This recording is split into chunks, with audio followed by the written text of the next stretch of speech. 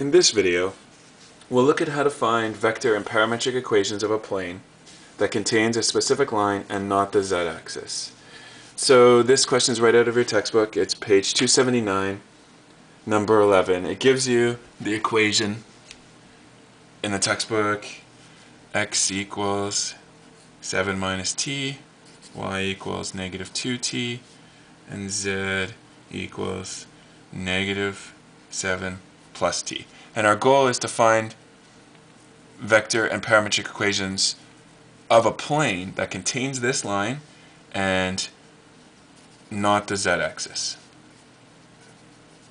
Okay, well, we'll get started. The first thing we do is pull the point and the direction vector out of this line. So we've got a point, and that point, by reading the coordinates of the numbers, here is 7.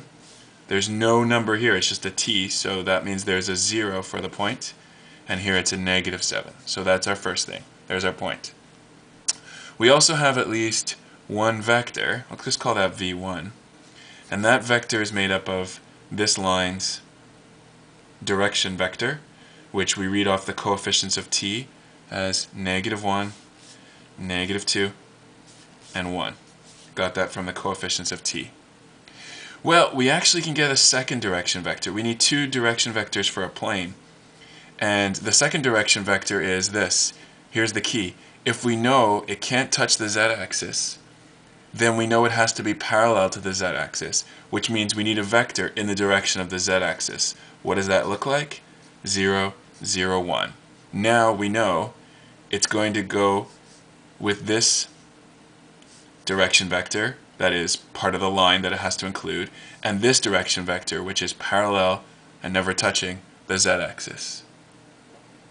So, we've got it, basically. We can start to write the equation. We'll start with the vector equation. We'll call that r equals, and start with the point, 7, 0, negative 7, plus, and let's pick one of these vectors first, use this one. So we'll call it s times that vector, and t times, can't touch the z-axis, so it's parallel to the z-axis vector, like so. And there's our vector equation. And now we can write that as a parametric equation by starting with x and pulling out the components. So x equals 7 plus s times negative 1, which is probably going to be a minus. So if you got a trusty eraser handy, I seem to, here it is. We'll erase that and put, it's going to be plus negative s, so that's just minus s. And then t. What's the t for the x component? Nothing.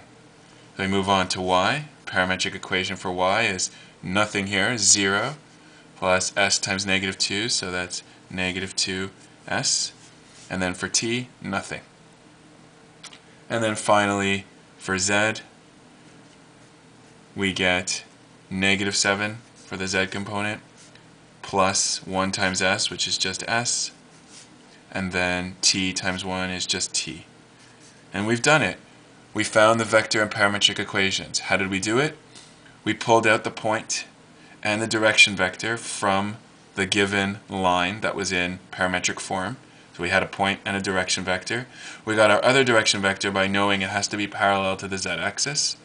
With two direction vectors, we could write our equation of a plane in vector form, and then we pulled out the components and wrote it in parametric form.